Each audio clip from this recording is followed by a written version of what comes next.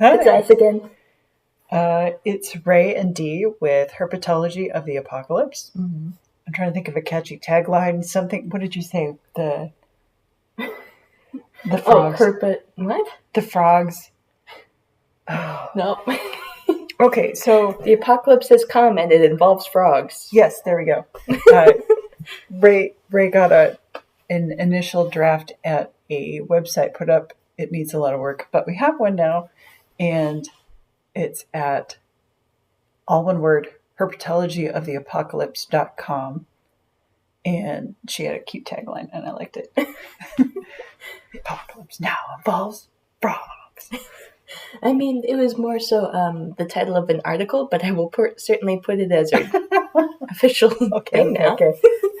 For until we have a new official thing, and then there'll be an official thing after that. And yeah. And so it goes, and so it goes. So it goes.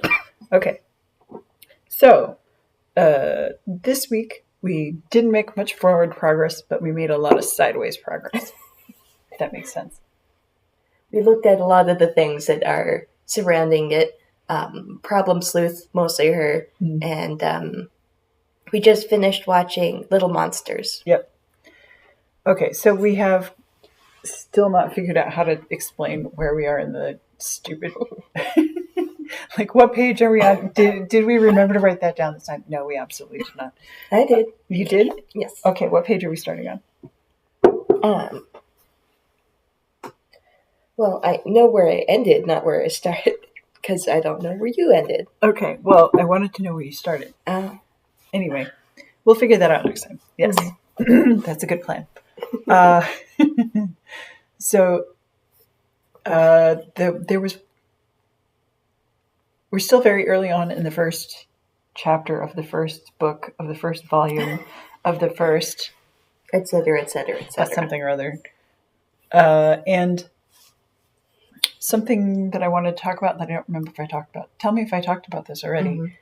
Is how we're doing the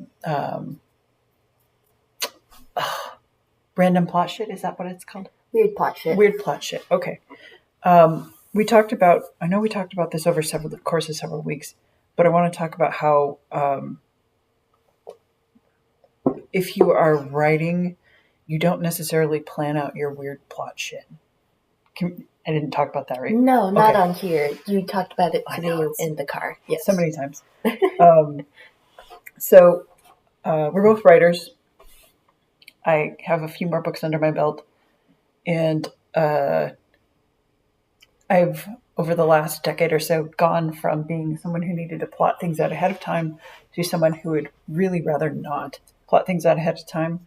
I call it pantsing. Pantsing. She's a pantser. There's pantsing versus plotting. There's all sorts of variations on that. And I found myself over several years going, I'm going to write down my outline and plan out my characters and all the things, and then I'd go to write it, and nothing would go the way I planned it. It just would not.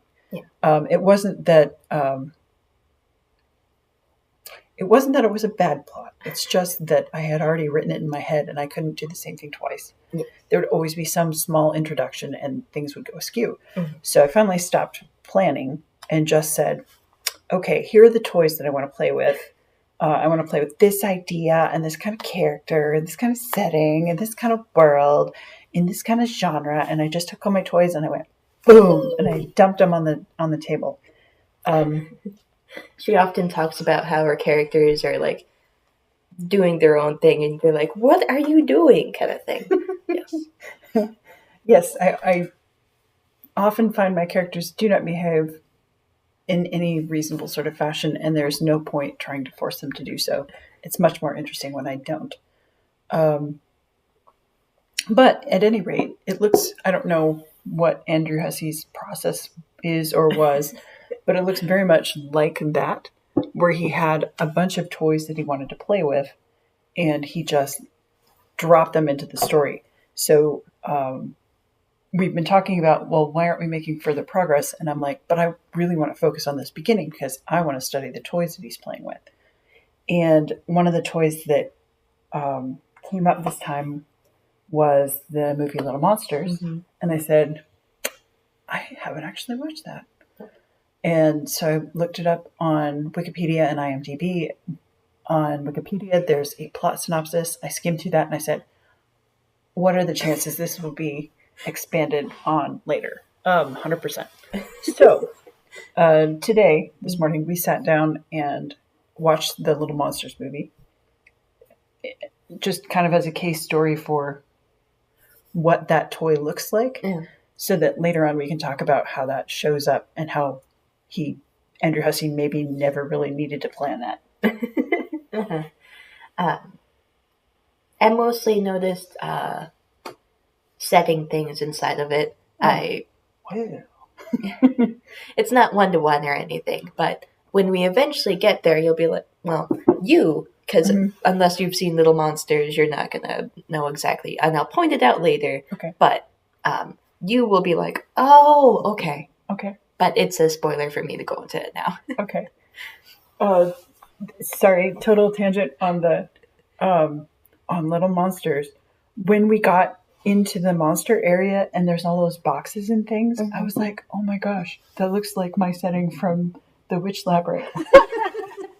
But that's all cardboard boxes and not like wooden slats or anything. It's just leftover bits and bobs behind the place that's behind the place. I was like, I feel like I've tapped into something that I didn't even know existed.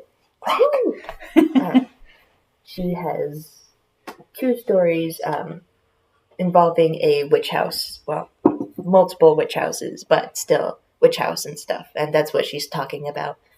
We can talk about what that is later, but first we should probably talk about the Little Monsters, what it is. Let's talk about Little Monsters. Okay.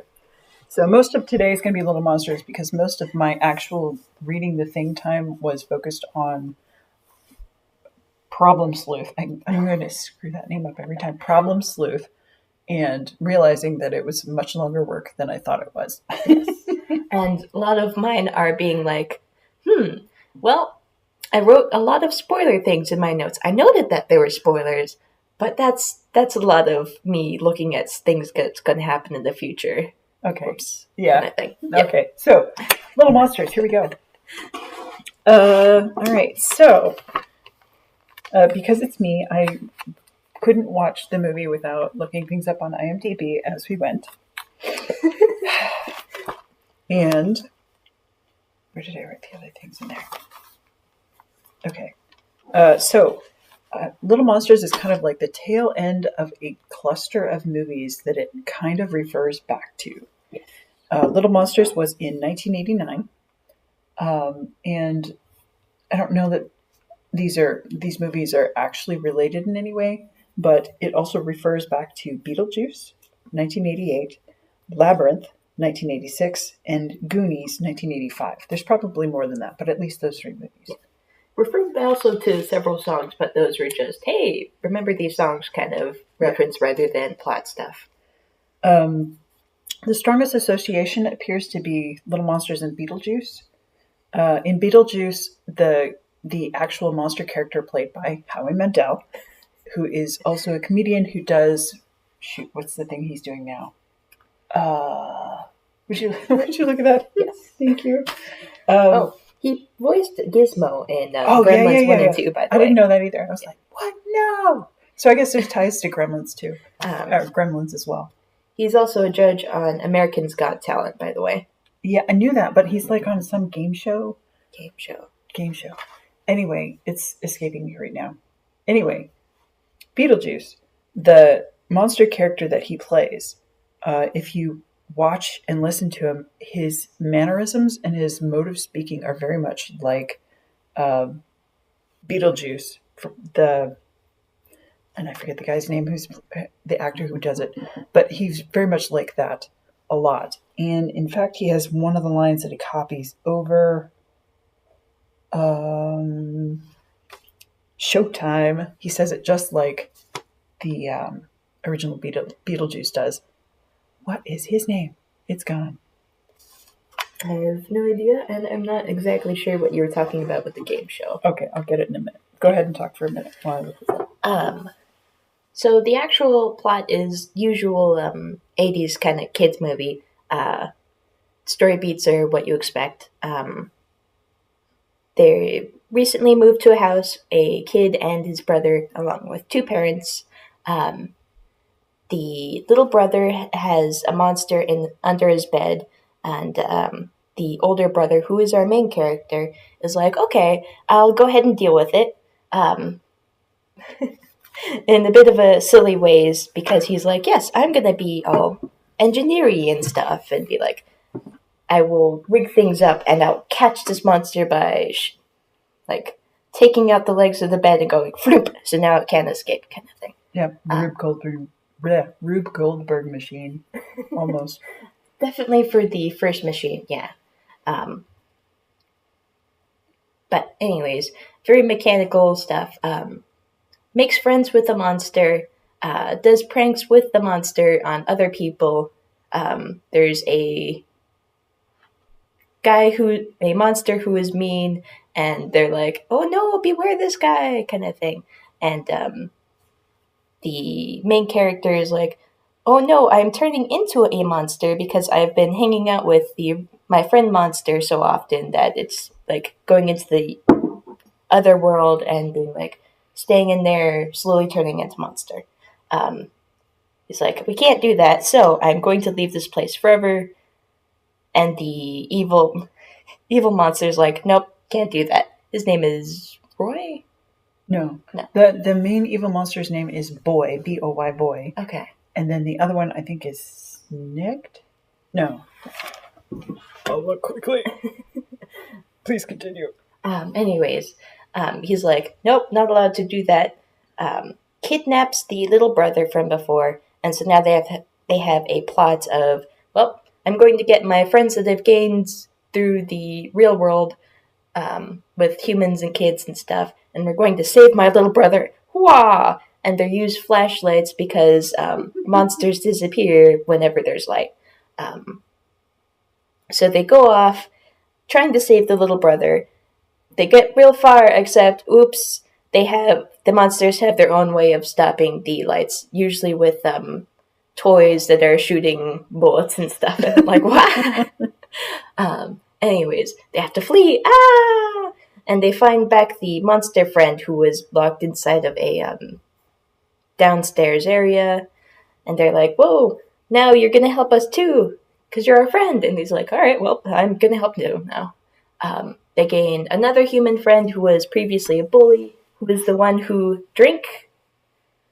We're not there yet. No, don't talk about it. That's fair. All right, shutting up on that. Anyways, bully friend, now becoming actual friend.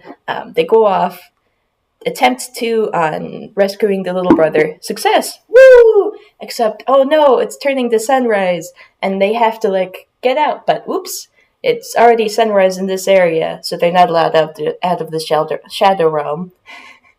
So they're on the East Coast. Yes. They have to run all the way to the other side of the country, just to be able to find a bed that's not in sunrise, so that they can leave. They do so in California, and that's Los Angeles. Oh yeah. Then call up the parents like, "Hey, ma, guess where I am?" kind of thing. Not directly saying that, but basically that's what it is, and that's the giant plot. Wah! End of movie. We should probably warn in the notes that there's spoilers for the movie. Yes. Because we're stunned spoilers for Homestuck and not for a 40-year-old movie. Not quite 40-year-old, but still 35. We'll note it, but also if they haven't watched it by now, well. Okay. So the bad guy that you were talking about and the name you didn't have is Snick, S-N-I-K. Oh. That sounds like how people are Snek, S-N-E-K. It does. Or snick, as in the sound that a Wolverine makes when he pops out his claws. Well, that's S-N-I-K-T, I think. Oh, okay. Anyway, it's supposed to be very knife-like, aggressive sounding something. The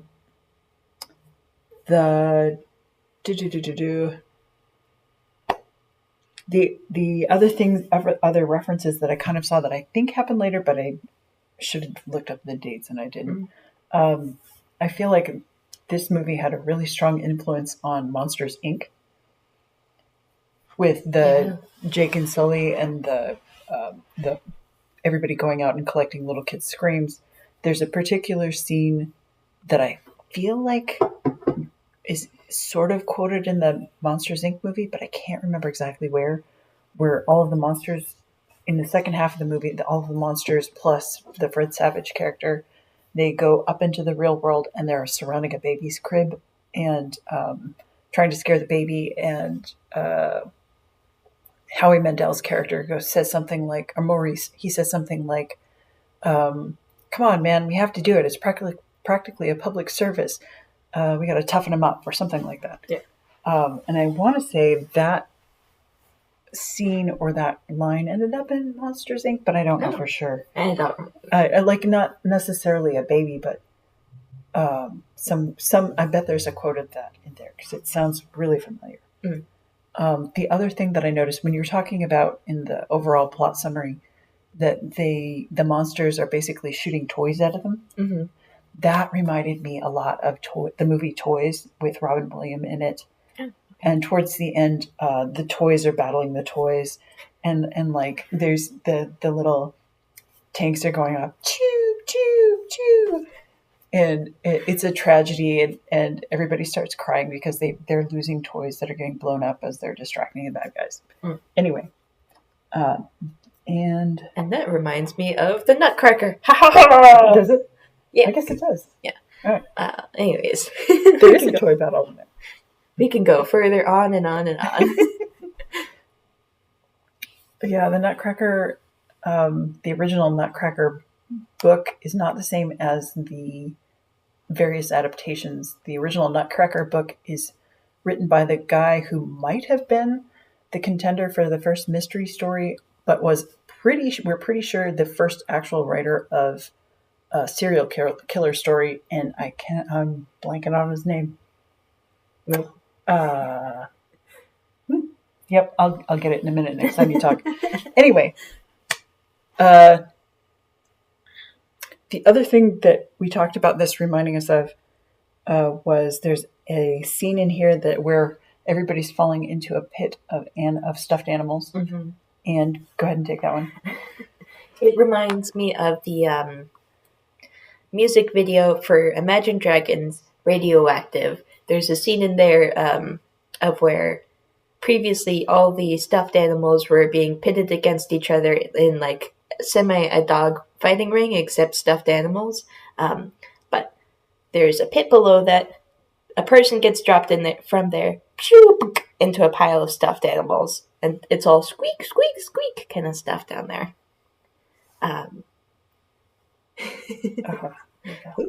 Oh, no, this is about the Nutcracker. Oh. Are we ready for that or not? Yeah. Okay.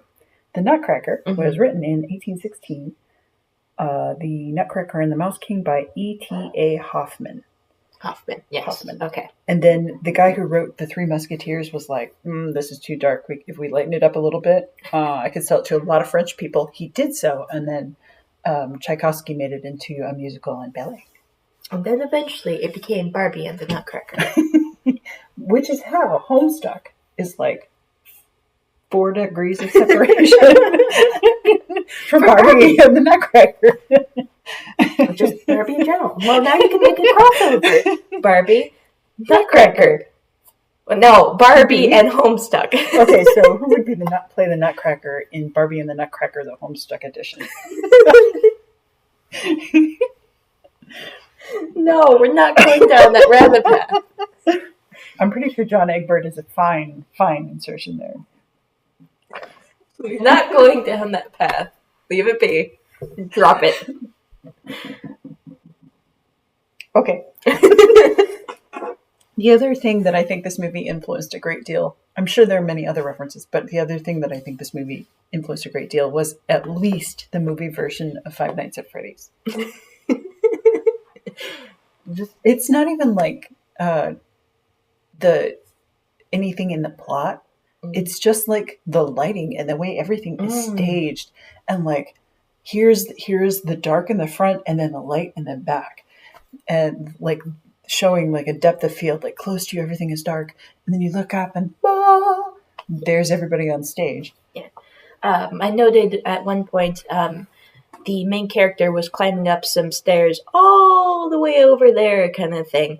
And he had a flashlight, but you could see where he was going because there was a spotlight directly on him. But it was hard to notice that he had a spotlight on him because he was also surrounded by a bunch of red lighting, except also mixed in with darks and stuff. And you're like, ooh, mixed together. Really neat framing. Yeah.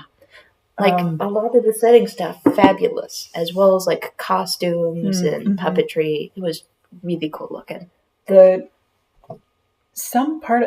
I was not able to get a clear answer on IMDb, but some part of the costume design and the makeup design was done by a guy named Robert Short, who also worked on Beetlejuice, as well as a bunch of other cool stuff, which I will tell you now. E.T., Splash, he did like the creature effects in E.T. and he did the mermaid's design and their tail in Splash. Ace Ventura, he did a bunch of stuff. Beetlejuice and Star Trek: The original motion picture. Cool. Yeah. And the writers in this. Okay, this is I haven't told you about this yet. So the writers, there are two writers, Ted Elliott and Terry Rossio. Okay, they work together a lot, not all the time, but a lot. And together, they worked on their first project working together, or in fact, listed on IMDb at all, was Little Monsters. Okay. After that, they went on to do Aladdin, Mask of Zorro, Small Soldiers, Road to El Dorado, Shrek, and the first 4 movies of Pirates of the Caribbean. Oh my God. Yeah, like, the thing I think that makes this movie like a cult classic rather than just a classic is that the director didn't have quite the sense of momentum that like other directors would. This was like one of the few movies that he actually filmed. His name is Richard Greenberg. Richard Greenberg. Okay. Yes, because he did Little Monsters and then a couple of other directorial things, and then went back to doing visual design for stuff. Like he did, and you're not going to recognize half of this. He did the visual design for Xanadu, Lady Hawk, Predator, the Predator movies. Oh, Predator. Yeah, Last Action Hero, and Devil's Advocate. Okay. You're right, I don't recognize most of those. Right, but he did some movies with really striking visual sets. He just was like not all that and a bag of chips for being a director. And I noticed that in the movie, like you get to the exciting parts and it would be really slow. Or like there would be a break, and the slow breaks would be very, very slow. And I was like, please this movie should have been like 10 minutes shorter. Not a lot shorter, just like 10 minutes shorter. Little snips here. Maybe that's editing, I guess, and not directing. But I didn't look up the editor. At any rate, I think like all the tools were in this movie for like amazing type stuff, and it just happened to be like some of the notes weren't filmed well enough to get them to be like Labyrinth level. Yeah. Like if you go like this versus Beetlejuice, you go like, yeah, Beetlejuice is the better movie. Why is Beetlejuice the better movie? Yeah.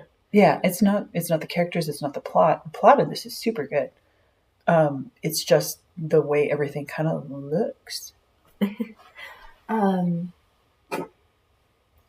So back Homestuck, John is known for having a liking for terrible movies. And I was thinking about it specifically while watching the Little Monsters. I can't believe I'm forgetting it, even though we've been talking about this whole time. Yes. Yeah. Anyways, thinking about that with Little Monsters, and I was like prejudiced in the beginning of watching Little Monsters because of that. But also I was like, oop, this is hitting my embarrassment points at certain points. Social embarrassment? Yes. Okay. As well as, can't deal with food grossness at some points, yes. Yes. Yeah, you were like this. I know what's coming. Yes. Anyways, but yeah, overall, I just was like, no, this was pretty good. Just not forever in my heart kind of thing, but yeah. Yeah, like I think if you're like the right age when you watch this, it's magic. Yeah. But like other stuff that other people are just like over the moon about that I happened to not watch at that time, like In the Company of Wolves. Mm. Like among my writer set, if you're uh, at all gothy, there's just like, oh yes, In the Company of Wolves, so good. We watched it and we cackled through a lot of it. Side note, In the Company of Wolves is on YouTube for free if you want to watch that. Okay. Well, as of the time of recording. Yes, as of guarantee, recording. We can't guarantee that forever. Yes. In the Company of the Wolves, written by Angela Carter, who was famous for doing retold fairy tales, it's a sort of translation of like 3 of her fairy tales, and they're very dark and deep and not very nice. And the filming is good, but it's also extremely cheesy, and like there are little bits that make you go, yeah, this was filmed on the cheap, and it shows. Mm-hmm. It vaguely reminds me of this one game that I will never be able to remember the name of, so I'm going to have to look it up later. Is it Pathologic? No, it is not. Oh, wow. Yeah. It involves Red Riding Hood. Okay. In fact, it involves several iterations of Red Riding Hood. It's a weird, not indie game in the usual sense. It's more so created by a small company, and then that company went dead. Anyways, yeah. Me. It's reminds me vaguely of that. I will find up the name and then put it in the description later. Oh, thank you. But it's a dark retelling of Red Riding Hood, but it's got several girls who are Red Riding Hood, mostly how they interact with men. The game or the movie or both? For the game. Okay, because that's also true in the movie. Yes, that is true, but this is like several iterations of different girls and stuff. Okay. Like one's a little girl, another's an adult, basically, some teenagers, that kind of thing. Okay. Yeah. It's not necessarily all of them are being the usual kind of worries you have to deal with men for little girls and stuff. Mm-hmm. It's just you're learning how to deal with your sexuality in general and stuff. Mm. Yeah. And that being scary. Yeah, and that's the underpinnings of In the Company of Wolves, too. So, it reminded me of that. There. So, on the same level, what did you think that Little Monsters, like, setting aside Homestuck, just what did you think Little Monsters meant to you? The movie? Yeah. I think it was an alright movie. I enjoyed the setting a whole lot. I think it's interesting. I may just go specifically in the dark world, may just specifically go off to look stuff up that be like, yes. It vaguely reminded me of a certain scene in Labyrinth, the room with all the things stuffed together, but also the whatever. Anyways, the MC Escher room. Yes. Where Jareth is flipping around on the stairs. Yeah. As he's chasing her, and she's chasing Toby.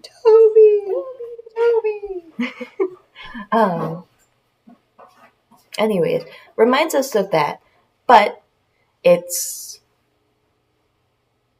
not going to forever be in my heart. I enjoyed it, but it's just, yeah, okay. So that tells me what you think about it, but it doesn't tell you what you thought it meant.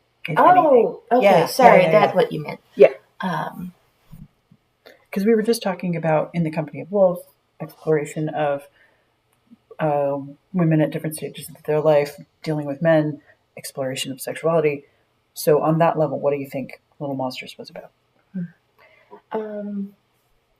Well, there was definitely a huge theming of I moved away from all of my friends and family that I friends that I previously knew because of people who are influencing my life, as in the adults here, who are also getting a divorce this whole time. Yeah, his parents are. Yeah. Or they've decided to get a divorce, and that was middle-ish. Anyways, learning to deal with mischievous sides of yourself after that. Like, we have a thing about being my inner 2-year-old kind of thing. Yep. My inner 2-year-old is like, but I want it kind of thing.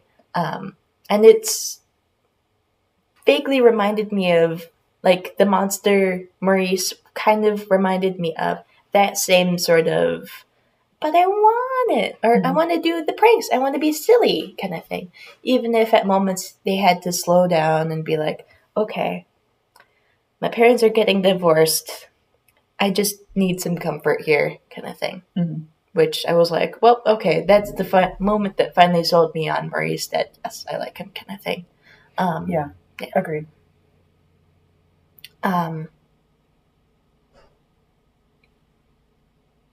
But having to figure out how to deal with your inner 2-year-old versus not learning how to figure out how to deal with your inner 2-year-old, and it changing you as a person to be, well, I'm just going to be mean kind of thing.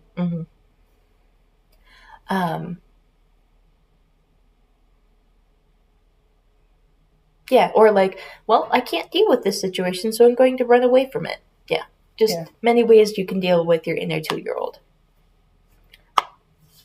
In this case, well, I have to step up because my brother needs me. Yeah. Toby! No, that's not his name. For me, I went like calling the big bad in this thing boy, and it's set in the 80s, and it's from the 80s, it's by the 80s, it's about the 80s. I went, this is about the phrase, boys will be boys. So the worst part of, like, we call it toxic masculinity now, but we didn't do it then. Getting it called boys will be boys. We should probably wrap this up. Other people need space. So the movie Boys Will Be Boys, the movie hits the trope boys will be boys and says, and that's why this is bad, and that's why this is bad. So, like a lot of movies in the 80s were about, of this category in the 80s, were about dealing with unconscious desires, or, you know, how do you deal with sexuality and stuff. And this is just like, how do I deal with poor impulse control? Like, I feel like this kid was coded either autistic, ADHD, or both. And I'm leaning towards ADHD, honestly. But anyways, yeah.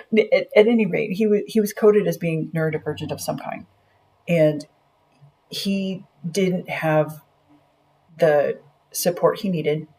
His dad had gone the path of immaturity and boyishness. Like, they were always framing the mom as being not really a person, just like a pair of rolled eyes, and just like, I have to be the adult in the room. And the dad as being poor impulse control. There's a scene of the mom painting the living room and the dad in that living room trying to change the channel to watch TV and being like, where's the remote? And the mom's like, have you looked at any sandpaper or a paint roll or anything? That kind of thing. Yeah, so she gets dragged into moving to this house. Didn't necessarily want it. He wanted it. He wanted the perfect house. This is our dream house. Sure. So it's annoying because she doesn't get to have a personality, and his personality is just kind of flat and one-dimensional. But it was a nice sub-theme. He's from, the dad is from Home Alone, one of the two robbers. Yes. Sorry. Yeah. I can't forget. There's something or other gang. I don't remember. Anyway, I think that's about it for theming and stuff on that. Yeah. Like, did you have anything else you wanted to say specifically about Little Monsters? No. All right. We're going to call it at that then. Yes. All right. We'll probably have more to talk about actually Homestuck next time. And not Problem Sleuth. Not Problem Sleuth and not Little Monsters. Not spoilers, not Problem Sleuth. And not Little Monster, although we might have some more things. But that's all the notes we had. Okay. All right. Until you. next time.